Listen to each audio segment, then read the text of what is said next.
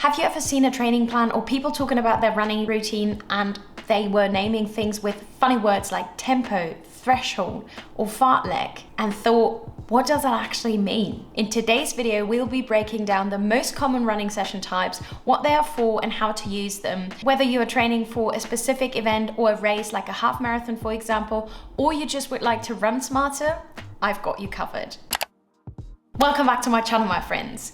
In my last video, we have been talking about all things hybrid training, how you structure your weeks, what components go into it, about endurance and strength. And I thought that when I wanted to create a hybrid routine for myself as a beginner, I maybe then didn't know the principles and what went into it, but I didn't know what the sessions really were like, what does high intensity running really mean, and what sessions I should pick for my routine. So I thought it would be a nice idea for a video to talk about what different running session types and their names really mean and how they are structured. Originally, I wanted to do a video where I talk about all the different sessions that are there, so all the gym sessions and how you structure them, as well as the running or endurance sessions. But when I listed them all out, I knew this video would be too long, especially if it should be beginner friendly. So this is part one where we are talking about the running sessions specifically, and then in the next video, I will be talking all the different types of gym sessions there are and what they are targeting, as well as even some conditioning, which I'm not mentioning here because it's done in the gym, like maybe your erg work and all that kind of stuff will be covered in the next video. So today it's all about the endurance sessions that are connected to running. So today we are talking about foundational runs,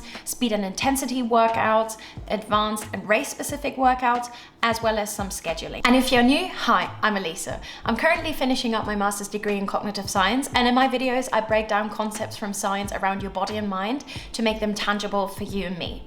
So if that sounds like something that interests you, hit that subscribe button and join our family. You're always welcome here. But without further ado, let's get into the video. When talking about endurance sessions and workout types, it can get overwhelming very quickly, especially for beginners. There's so much you can talk about. Blood lactate concentration, VO2 maxes, heart rate zones, and all of that. If you're interested in specifically that, you can check out this video where I go into more detail about that. But today's video is about the sessions and not all that goes into running. Therefore, today I pick metrics that are easy to track and even feel so that you get an understanding of what the session should feel like and not get into too much detail and make it too complicated so that you don't want to actually try the session. By no means are the sessions I'm going to talk about today all there is when we are talking about workout sessions in general. But I picked these because these are often referred to online and they are the common workout types that you find in training plans. So I thought that this will give a beginner a broad overview of what is there. But yeah, obviously there are always more sessions. Almost all the running workouts are always connected to their intensity and also what goes hand in hand with that, the training effect. These are often connected to your personal heart rate zones or the RPE. RPE means rate of perceived exertion, which is basically how hard it feels on a scale from 1 to 10 to categorize the intensity that it feels like for you. While 10 is an all-out sprint or a very hard high work circuit, so basically anything that feels like hell in the moment.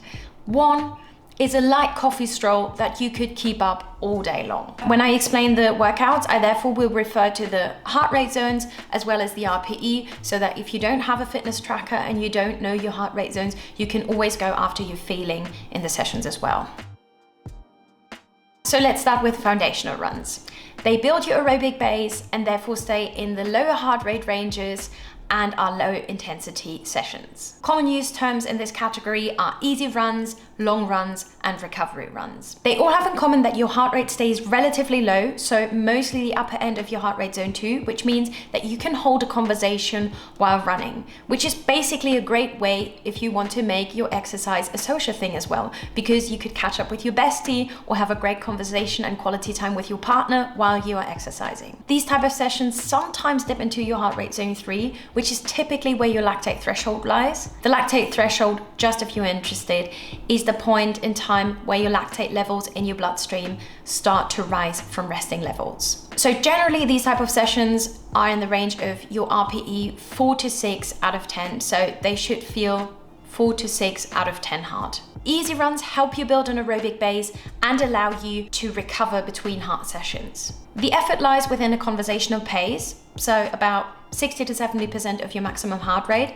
So basically everything from the upper end of your heart rate zone 1 to the upper end of your heart rate zone 2. An example would be 30 to 60 minutes at a relaxed pace. It should feel like a 4 to 5 out of 10 intensity. It matters because it builds endurance without overstressing your body. Long runs increase your endurance and your mental resilience. The effort usually is an easy pace, and sometimes you pick up the pace a little bit, but not for all of them. Even though they are still within these lower heart rate zones that feel actually comfortable, they are a bit harder in terms of your RPE overall because you are longer on your feet and your body is moving for longer periods of time. This means that overall they should feel more like a 5 and maybe even towards the end a 6 out of 10. Examples could be 90 to 180 minutes at easy pace, or maybe 2 hours easy and the last 30 minutes a little bit faster. It gives you that extra long time for your aerobic base training and trains your body to get used to longer distances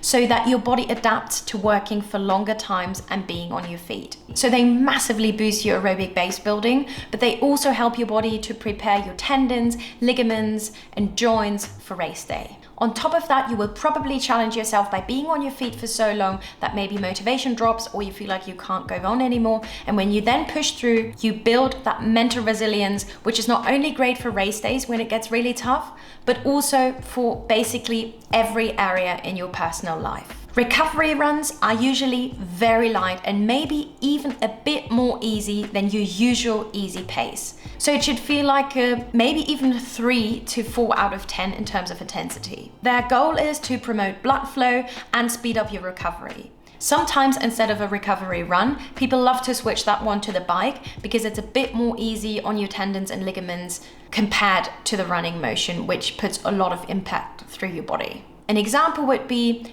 20 to 40 minutes of an easy jog or a bike the day after a hard workout to hopefully recover faster and clear the byproducts of your metabolism. Besides the foundational work we have talked about, we will now go into the speed and intensity sessions, which mostly target your VO2 max and getting used to faster movement patterns. Let's start with the tempo or threshold run. This session targets to improve your lactate threshold to allow a sustainable high-end pace. The effort should feel comfortably hard, so 80 to 90% of your maximum heart rate, which is in your heart rate zone 4. So it should feel like a 7 to 8 out of 10. This could be 20 minutes of continuous tempo pace, or maybe 3 times 10 minutes of an effort and then 2 minutes of an active jog in between. It matters because the higher your lactate threshold, the faster you can run without fatiguing, as this is one of the strongest predictors of endurance performance. One of the most common speed sessions, and I believe that you have already heard of it, are intervals. The goal here is to improve speed, VO2 max, and running economy. Your effort is very high during the reps, with recovery in between. An example here is 6 times 800 meters at 5k pace with a 2-minute jog or walk in between. Variations could also be short intervals, so anything from 200 to 400 meters, medium intervals, 600 to 1000 meters, or long intervals with anything from 1000 meters and above. It basically depends on what you are targeting and what the stimulus is that you are looking for. Because I mentioned it, if you don't know your 5k pace, you can either do a 5k all out, which is basically never a bad idea when you start a new training block to see where you are at, or you can choose a pace that leaves you in the range of your RPE 9 to 10 out of 10. And because the RPE is so high, you definitely need the breaks in between your intervals. And if you don't feel like you need them, then you have probably not pushed yourself hard enough during the effort. Intervals push your cardiovascular system to its limits, increasing the maximum amount of oxygen your body can use and making race pace feel easier over time. Within the speed realm, there are also fartlek runs. And whenever I heard that in the past, as the non-native English speaker that I am, I always thought it was written that way. But when I did the research, I saw that I was wrong. The goal here is to blend speed work into a continuous run. Therefore, the effort is alternating between faster and slower segments in a continuous run without stopping. For your faster segments, it should feel like a 8 to 9 out of 10. And for the easier segments, anything between 5 to 10 out of 10. An example would be 10 times 1 minute fast, followed by 1 minute easy within a 40-minute continuous run. Fartleks make speed work more playful and less structured, and they teach you how to change gears during races and improving both aerobic and anaerobic fitness. Hill repeats are sometimes referred to as the strength training for runners. And while they do have a different stimulus on your musculoskeletal system, their main focus is still your cardiovascular system. They are there to build power, increase the intensity for your body by using gravity, instead of trying to run even faster on a flat surface, which would put even more impact through your body to get the same kind of intensity for your cardiovascular system. The effort is high as you are running hard uphill and then jog or walk back down. So the uphill sprints should feel like a 8 to 9 out of 10, or maybe even a 10 out of 10 for you. Examples here are 10 times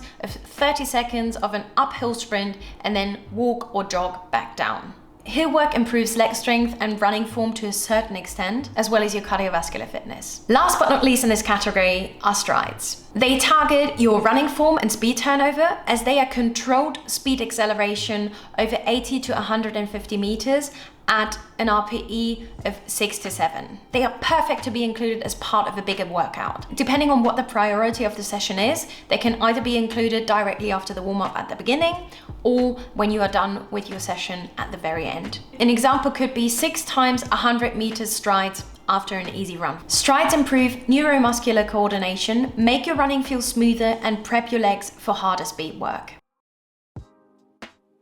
Our last category is advanced and race-specific workouts. And because this is a beginner's guide, I would like to state here that if you're really just starting with running, I would recommend picking some of the sessions that we have talked about first, so that you can get to know how your body responds to different pacing and get to know what your gears are. But of course, I still would like to mention them here, because to be informed has never hurt nobody, and maybe in the future they will become your favorite sessions quicker than you thought. The first workout is the often online mentioned progression run. The goal here is to practice negative splits, finishing faster than you start. Your effort begins easy and then builds towards tempo at the end. An example is a 10K run where you start with easy 3K in your heart rate zone 2, so your RPE 4 to 5, and then from then on slowly progressing into higher paces to finish the last 2K at race pace or any other challenging pace, which could even be in your heart rate zone 4 or RPE 7 to 8. Progression runs train pacing discipline, build endurance under fatigue, and mirror what you usually want to do in your races. Next up is the race pace run. The goal is simple: get comfortable holding your goal pace. Your effort is steady at target race speed, so basically 7 to 8 out of 10 RPE. An example is a 6K at half marathon pace, maybe even within a longer run. It matters because it teaches you exactly how your race pace should feel, which builds physical and mental readiness for your big day. The second last running session in this video is the time trial we have talked about earlier. The goal is to test fitness and pacing. Effort is an all-out over a set distance, which is why I put it into the advanced category here, because I think as a beginner it's very hard to imagine yourself how hard a certain pace will feel over a set distance, and therefore you need to think about how slow you need to start to be able to hold that pace for the entire distance without having to quit before the distance is actually done. An example is a 5K or 10K best effort. And I did this before I started my last training block for my last High Rocks. I did a 5K all-out run, I did a 2K all-out row, and a 2K all-out ski to see where I'm at and to have the base knowledge of how I can structure the upcoming training block so that I know where my fitness level is at and what the paces are that I should push in my sessions. Time trials essentially give you feedback on progress and help you set accurate training paces. Last but not least, we have the shakeout run. Typically, this is a run the day before or many hours before an event to literally shake out the legs, so that you get your body moving and reduce the stiffness that you have in your body from all the resting that you usually do when you taper for an event. And it therefore also reduces the shock moment for your body when you start your running on the actual race day, because when you've been tapering, you have reduced your volume so much that your body needs to be reminded what it is usually used to. It should be fairly easy, so maybe anything between 3 to 5 RPE. And it should also not be too long because you don't want to fatigue yourself the day before an event. So it could be a 3 to 6K run, or maybe 30 minutes at an easy pace with maybe some sections at the end of your race pace to make yourself ready mentally and remind yourself of what your race pace really feels like so that you can hold it more easy on race day. What the right sessions for you are and how you structure them ideally totally depends on you, where you are at in your fitness journey, what your goals are, and how you structure your sessions around the running sessions as well. So that's why I don't want to come up with a specific template here, because it's not so easy to put a template together that will suit everybody. But what's shown scientifically, and what I've already mentioned in my last video, is that you spend most of your time on these foundational runs. The most effective training models from scientific literature are spending 70 to 80% of their time on these easy runs. So whether it's an extra easy recovery run the day after a leg day, or a longer run to see how far you can go when you are fully rested, it will help you with your aerobic base, getting used to the running motion, and will keep things balanced in your routine. When you've got these foundational runs covered and you have some more time to spend, then spend it on some spicy high intensity sessions that will help you to improve your VO2 max. But make sure to make these high intensity sessions really count and really go into the intensity by pushing yourself, to not be stuck in the middle zone of intensity. But besides that, the biggest point I would like to make here is to just get started, and any movement is better than no movement. Just start and be open to new workouts. Try the sessions out and see if you have to modify them maybe a bit, that they suit you and your goals and your needs, and what works for you and what doesn't work for you. Maybe you have a publicly open track where you live, then these interval sessions are so much easier to track even without any fancy smartwatch, because you already know how long one round is. As you can see, not only you, your fitness level, your goals are in the mix here, also your surroundings. Some things are super easy for you to realize, other things might be a little bit harder for you to realize. All I'm saying is that you need to find a way to find out what sessions truly suit you and your life and your routine. I hope this video was helpful to make a bit more sense of what you see maybe when people publish their week of workouts, or when you have a training plan that you have seen online or something like that, and that you can navigate through the different running workouts now knowing what they actually mean. We have talked a lot about how it should feel, so your RPE and all of that, and that you have easy metrics that you can focus on. But of course, if you want to really dial it in and get really specific, other metrics can help you to get into it a lot faster. And also feeling how much of an effort the pace that you're holding at the moment is at the beginning is super hard, because as a beginner, you don't have many other sessions or paces you can compare it to.